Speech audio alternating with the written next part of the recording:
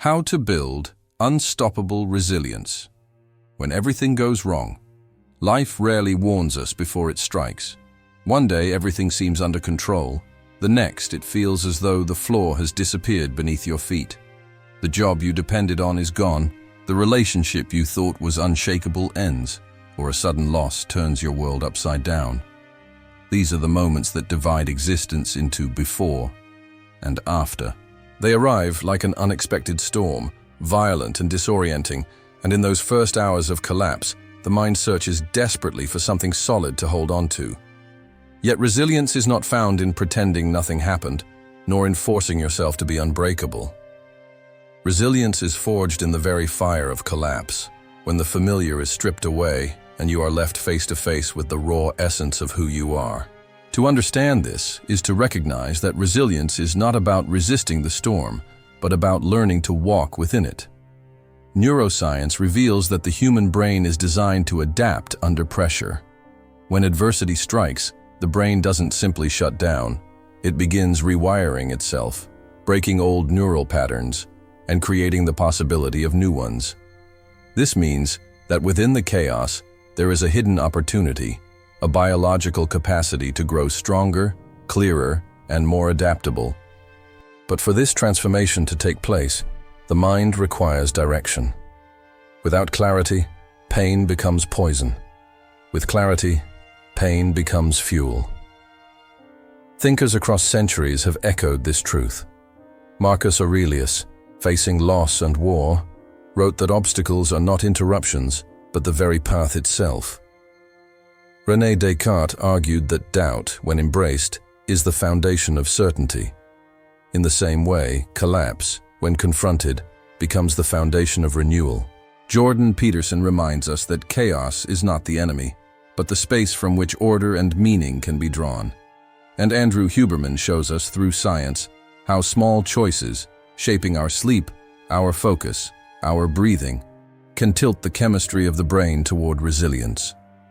When everything goes wrong, the temptation is to see yourself as broken, as defeated, as someone whose story has ended. Yet resilience teaches us that collapse is not the end of the narrative. It is the turning point. Like a forest fire that clears the ground for new life, these moments of devastation carry within them the seed of transformation. Resilience begins the moment you stop asking, "Why me?" and start asking, "What now?" It is born in the decision to stand, even if your legs are trembling, and to take one step into the unknown, with the conviction that meaning can be rebuilt from the ruins. What follows in this journey is not a list of shallow tips or empty encouragements. It is an exploration of how collapse can become the very catalyst of unstoppable resilience. We will move through philosophy, psychology, neuroscience, and lived human stories to uncover how to transform chaos into clarity, pain into power, and endings into new beginnings. The storm is not here to destroy you. It is here to reveal what has always been hidden beneath the surface, an unshakable strength waiting to be awakened. When the world collapses overnight, there are days that arrive like thieves in the night, stealing the certainty you thought would last forever. One moment you are moving through life with a sense of rhythm, and the next, everything you built begins to crumble in your hands. A diagnosis that shatters your plans, a betrayal that cuts to the core, a sudden failure that rewrites your identity in seconds. These events hit with such force that the first reaction is disbelief.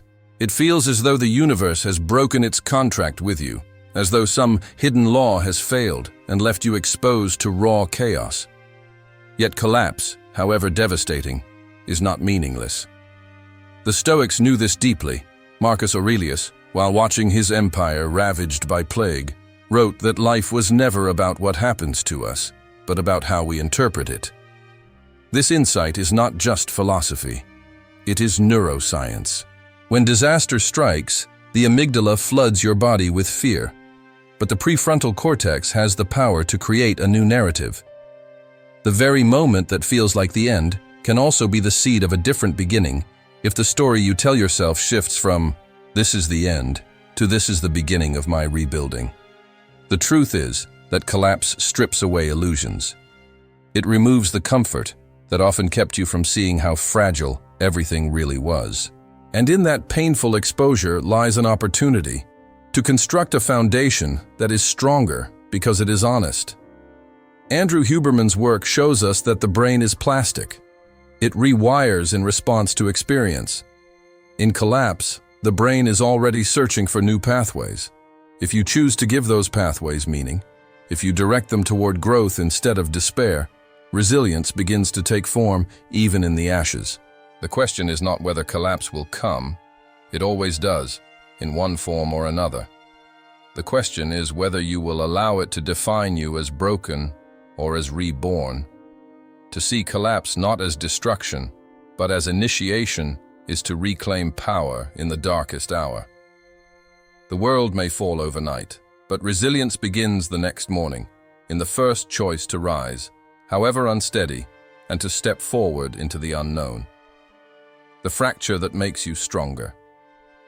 There is a Japanese art called kintsugi, where broken pottery is not discarded but repaired with veins of gold. The fractures are not hidden.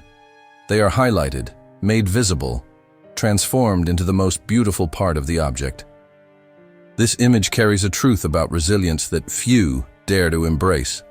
The cracks in your life are not weaknesses to conceal, but openings where strength and meaning can flow in. What breaks you has the potential to become what defines you, not as damaged, but as remade into something no storm can erase. When life fractures, the instinct is to cover the wound, to pretend the break never happened. But neuroscience shows us that the brain itself heals through exposure, not denial. New neural connections are formed when we confront the wound and work with it, not when we bury it. Joe Dispenza describes this as the power of neuroplasticity. By facing emotional pain consciously, you can rewire the circuits that once carried only despair into ones that carry possibility. In this way, the fracture becomes the very site of transformation. Philosophy has always carried this paradox. Seneca wrote that difficulties strengthen the mind as labor strengthens the body. Descartes might add that the fracture is proof of existence itself, a reminder that you are not an idea floating in theory, but a being forged in reality. The break you suffer, like the crack in the pottery, can reveal a deeper structure, one that no ease or comfort could ever expose. And when repaired with awareness, those scars become lines of wisdom, guiding you forward with more depth than you had before. To embrace your fracture is not to glorify pain, but to see in it the possibility of becoming more than you were. It is to allow the golden repair of resilience to fill the spaces where life once split apart. The question is not whether you will break, you will. The real question is whether those breaks will remain hidden as sources of shame, or whether you will allow them to shine as proof that you are stronger precisely because you were once shattered. The hidden science of emotional recovery. Every collapse leaves an invisible trail inside the body. Long after the event has passed, your nervous system carries the memory, your hormones echo the shock, and your thoughts replay the story in a loop that seems impossible to silence. But science reveals something powerful. Your biology is not fixed in trauma. It is dynamic, responsive, and capable of rewriting the very script of pain into one of renewal. When disaster strikes, cortisol surges through your bloodstream, preparing you for survival. This stress hormone is not your enemy. It is the alarm that tells your system, pay attention, something has changed. The danger comes when cortisol never switches off, leaving you in a state of exhaustion and hypervigilance. Recovery begins when the brain, particularly the prefrontal cortex, learns to calm the alarm and restore balance. Andrew Huberman points to tools like controlled breathing and structured focus as ways to shift the nervous system from survival mode into repair mode. These small practices signal safety to the brain, lowering cortisol and creating space for dopamine and serotonin to re-emerge. Dopamine is crucial here. It is not only the molecule of reward, but of pursuit, the energy that drives you forward, even when the outcome is uncertain. After collapse, dopamine recalibration is the key to movement. By setting small, achievable goals, the brain begins to release just enough dopamine to rebuild momentum. Each step, however minor, is a biological declaration. I am not finished yet. Serotonin adds another layer, offering a sense of stability and emotional calm that transforms chaos into something bearable. This hidden science reveals that resilience is not abstract optimism, but a biological process. Your brain is not punishing you with pain. It is inviting you to participate in your own healing. The very chemistry that once amplified fear can be reshaped into the chemistry of recovery. To understand this is to see resilience not as an act of willpower alone, but as a collaboration between mind, body, and meaning. Collapse changes your biology, but recovery allows you to reclaim it, and in that reclamation, strength is born. Resilience is not resistance. Most people confuse resilience with resistance, as if being resilient meant becoming a stone, hard, unmovable, untouched by the storms of life. But resistance, in its rigidity, often leads to breaking. Resilience is something entirely different. It is not the denial of pain, nor the stubborn refusal to bend. It is the art of bending without shattering, of adapting without losing yourself. To be resilient is to flow like water, shaping itself around obstacles, yet never ceasing to move forward. Modern psychology shows that those who cope best with adversity are not the ones who try to block every wave of emotion, but those who allow emotions to move through them without being drowned. Cognitive behavioral therapy teaches that fighting every thought of despair can actually intensify it, while reframing those thoughts can loosen their grip. To reframe is not to resist, but to redirect, to tell your mind that what feels like an ending may in fact be an opening. Philosophy reinforces this truth.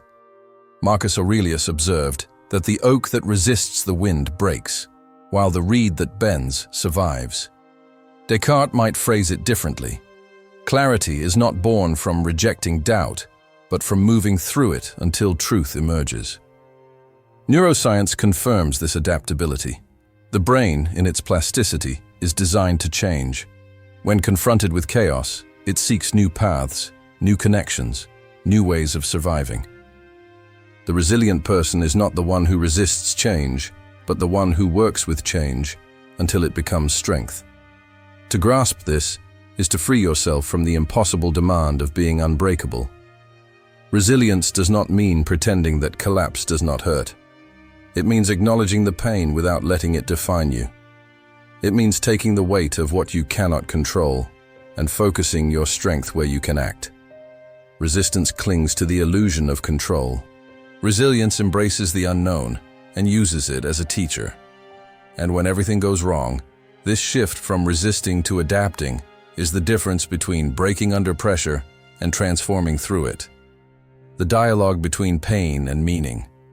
Pain, by itself, is chaos. It strips life of its rhythm and leaves you suspended in uncertainty. Yet when pain is met with meaning, it changes shape. It no longer crushes, it instructs. This is the dialogue that determines whether suffering becomes a prison or a pathway. Viktor Frankl, who endured the unimaginable in concentration camps, wrote that a person who has a why can endure almost any how. His insight was not abstract philosophy. It was survival, and later it became a framework for understanding how resilience is born when pain speaks and meaning answers. Neuroscience supports this idea with clarity. The brain is a meaning-making organ. When faced with trauma, it constantly asks, "What does this mean for me? What story am I living now?"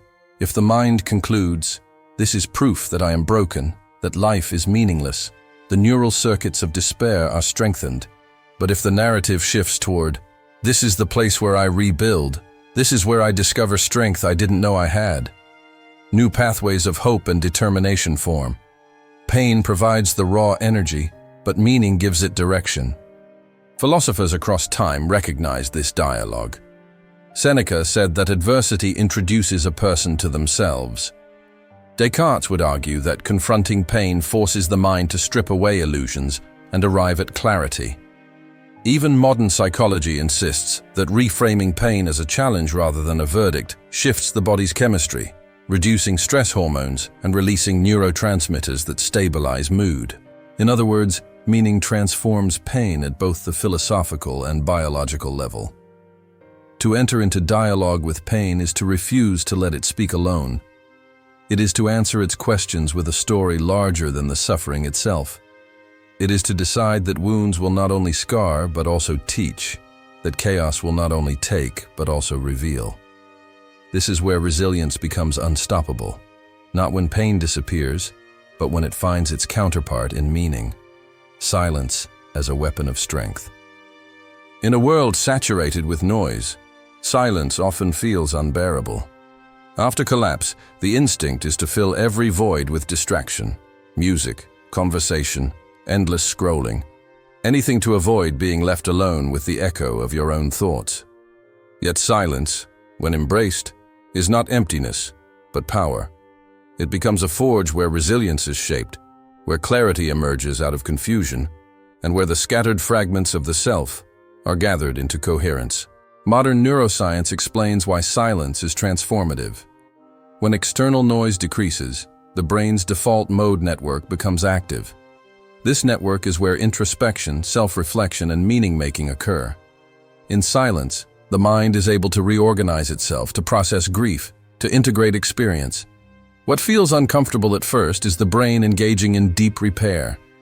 Andrew Huberman points out that stillness and controlled breathing in quiet states help reset the nervous system, lowering cortisol while allowing dopamine and serotonin to stabilize mood. Silence, biologically, is medicine. Philosophers also saw silence as a tool. Montaigne believed that solitude was not withdrawal, but an opportunity to meet oneself without masks. Marcus Aurelius often retreated to silence to order his thoughts before returning to the chaos of leadership. Descartes, too, found in solitary reflection the foundation of certainty. I think, therefore I am. Silence strips away the voices of the world, so the voice of reason and clarity can finally be heard. To use silence as a weapon is to resist the urge to run from it. It is to sit in the stillness long enough for the fog to begin to clear. In those moments, resilience is strengthened not through noise or distraction, but through the calm courage of facing the storm within. Silence does not erase pain, but it teaches you how to carry it with composure. And in the quiet, you discover that what once felt unbearable is in fact the soil where strength quietly grows.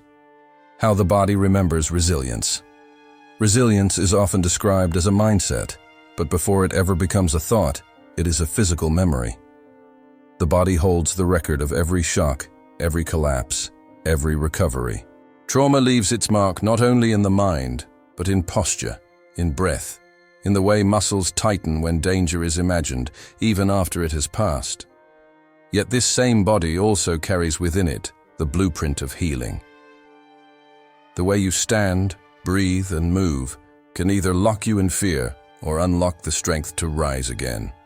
Science makes this clear. The nervous system is not only reactive, it is adaptive. Chronic stress traps the body in cycles of shallow breathing, clenched muscles, and a racing heart. But when you consciously shift posture, standing tall, opening the chest, or practice controlled breathing, you send powerful signals to the brain that safety has returned. Cortisol lowers, serotonin stabilizes, and dopamine begins to flow again. Huberman emphasizes how even 2 minutes of deep diaphragmatic breathing can interrupt the loop of stress and restore balance. Your body is not separate from resilience. It is the gateway into it. Philosophy also recognized the body as a vessel of endurance. The Stoics trained themselves to endure cold, hunger, and fatigue not out of cruelty, but to remind the mind that the body can carry more than it believes. Descartes noted that mind and body are intertwined, two aspects of the same substance.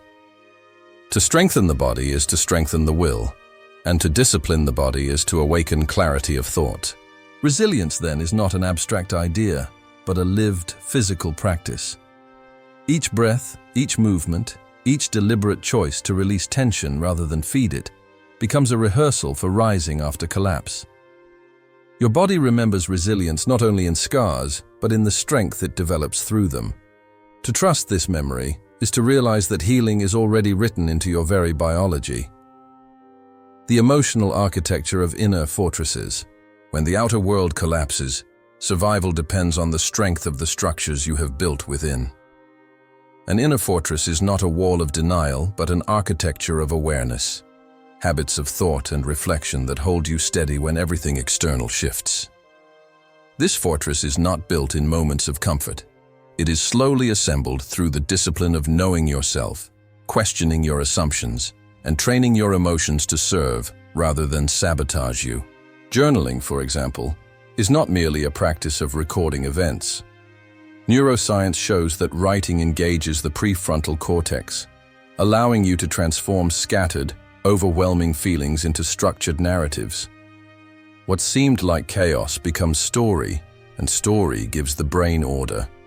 This process strengthens emotional regulation, lowering reactivity and increasing clarity. Each page written is like a brick laid in the foundation of your inner fortress. Philosophy reminds us of the same principle. Marcus Aurelius's meditations were not written for the world, but for himself, a private fortress of thought he could return to during war and plague. Montaigne, through his essays, discovered that self-reflection was a defense against confusion. Descartes, in his method, argued that stripping ideas down to their foundations was the only way to build certainty. Each of these thinkers shows that resilience is not spontaneous. It is constructed deliberately, piece by piece, in the mind. To build your inner fortress is to create a place inside that no external collapse can invade. It is not isolation, but preparation. It is the practice of meeting yourself in stillness, questioning your fears, and training your emotions to respond rather than react. When storms come, and they will, the fortress does not remove the wind, but it gives you shelter strong enough to endure it. Resilience is born not in denial of weakness, but in the conscious construction of strength within. Dopamine as a compass in the storm. When everything collapses, despair convinces you that there is no direction forward, no path worth walking. Yet your brain carries within it a compass designed to guide you through chaos, dopamine. Often misunderstood as just the chemical of pleasure, dopamine is in truth the molecule of pursuit. It does not reward you with happiness for what you already have. It pushes you to keep moving toward what could be. In times of collapse, this pursuit system can be recalibrated to pull you from paralysis back into motion. Andrew Huberman explains that dopamine is less about the reward itself and more about the anticipation of progress. This means that resilience does not depend on massive victories, but on creating small, deliberate wins that signal the brain to release enough dopamine to restore momentum. Something as simple as finishing a task, exercising for 10 minutes, or even practicing deep focus can shift your chemistry from despair to determination. Every small success becomes a beacon, pulling you forward through the fog. Philosophy echoes this principle. Aristotle believed that excellence is not an act, but a habit, repeated actions that shape character over time. The Stoics taught that progress is measured not by perfection, but by daily steps toward virtue. In this sense, dopamine is the biological ally of philosophy. It rewards not the destination, but the act of moving with intention. To understand dopamine as a compass is to realize that resilience is built step by step, choice by choice. Collapse may have erased the map you once trusted, but your brain carries within it the ability to chart a new one. Each time you pursue something meaningful, however small, dopamine draws you further from despair and closer to renewal. In the storm, you do not need to see the entire horizon. You only need to take one step guided by this inner compass, and resilience will gather strength with every step that follows. The paradox of surrender. When life shatters, the instinct is to fight harder, to claw for control, to resist every force that threatens to drag you down. Yet there comes a moment when resistance exhausts the soul, and the very act of holding on becomes the weight that drowns you. Here lies a paradox that most overlook. True resilience often begins not with greater force, but with surrender. This is not surrender in the sense of defeat, but a radical acceptance of what cannot be changed, and a release of the illusion that you must master every detail of life. Neuroscience supports this paradox. Studies on stress show that when the brain remains locked in resistance to reality, cortisol levels stay high, damaging both body and mind. But when acceptance is practiced, acknowledging what has happened without denial, the nervous system begins to calm, opening the door for healing. Joe Dispenza notes that surrender allows the brain to exit survival mode, making space for creativity and new pathways of thought. In surrender, the energy once consumed by resistance becomes available for transformation. Philosophy has long understood this truth. The Stoics spoke of amor fati, love of fate, as the ultimate strength, to not only accept what comes, but to embrace it as necessary for growth. Descartes, too, built his philosophy on accepting radical doubt, not as a weakness, but as the very foundation of certainty. What looks like giving up is in fact the courage to stand unarmed before reality, trusting that clarity and strength will emerge from what is. To surrender is not to abandon the fight for your future, but to release the battle against the past. It is to lay down the exhausting demand that life must obey your script and to instead work with the script that has been given. In this paradox, resilience takes root. The moment you stop wasting strength resisting what cannot be changed, you begin to channel that same strength into creating what can be transformed. The Phoenix cycle of collapse and renewal. Every culture has carried, in one form or another, the image of the phoenix, the mythical bird that burns to ashes only to rise again, renewed and transformed. This symbol is more than poetry. It is the perfect metaphor for how the human brain and spirit respond to collapse. Destruction is not the final chapter, but the necessary fire that clears space for something entirely new.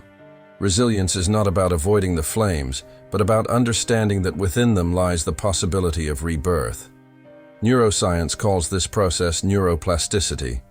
When old patterns are shattered by trauma or failure, the brain is forced to let go of pathways that no longer serve survival. This painful dismantling creates the conditions for new connections to form, new ways of thinking and acting that would never have existed without the collapse. The very circuits that once carried despair can, through conscious practice, be rewired into circuits of focus, clarity, and determination. The ashes become the soil for a stronger mind. Philosophy mirrors this truth. Seneca wrote that every new beginning comes from another beginning's end. Descartes argued that the method to reach truth required dismantling everything first, clearing the ground so only what could be proven would remain. In both thought and biology, destruction is not a tragedy, but a precondition for transformation. To see your collapse as part of the Phoenix cycle is to stop fearing the ashes. It is to recognize that what has burned away was never permanent, and what emerges can be truer, clearer, and more aligned with who you are becoming. Resilience is the courage to step into fire knowing that on the other side, you will not be the same, but you will be more. The cycle is painful, but it is also sacred. Collapse tears apart, renewal rebuilds, and from the ashes rises a self that no previous storm could destroy. The courage to begin again. The greatest test of resilience is not surviving collapse, but daring to rise when every part of you wants to stay on the ground. It is easy to speak of strength in theory, yet in practice, the decision to begin again demands more courage than the fall ever required. To begin again is to face the emptiness of loss, to stand among ruins, and to declare that your story is not finished. This is not a naive optimism. It is a deliberate act of defiance against despair. Neuroscience reveals why this decision is so powerful. Each time you choose to start anew, no matter how small the step, you activate the brain's pathways of growth and possibility. The prefrontal cortex, the center of planning and decision-making, lights up, signaling a shift from survival into creation. Dopamine begins to flow, not because the outcome is certain, but because the act of moving forward itself is meaningful. In this way, The courage to begin again rewires the brain to associate collapse not with paralysis, but with potential. Philosophy confirms the same truth. Marcus Aurelius reminded himself daily that each sunrise is a new life granted. Montaigne saw every reflection as a fresh chance to live more wisely. Descartes built his method on the courage to dismantle and rebuild, believing clarity only comes when you start from zero with determination. Beginning again is not weakness. It is the most profound proof of strength. To embrace this courage is to live as the phoenix lives, rising from ashes without shame, carrying scars as symbols, and seeing every collapse as a chapter, not the conclusion. Resilience is not about never falling. It is about choosing, every single time, to stand, to walk, to rebuild, and to hope. When everything goes wrong, the most powerful act you can take is to whisper to yourself, "I will begin again." And in that whisper lies the unshakable core of resilience.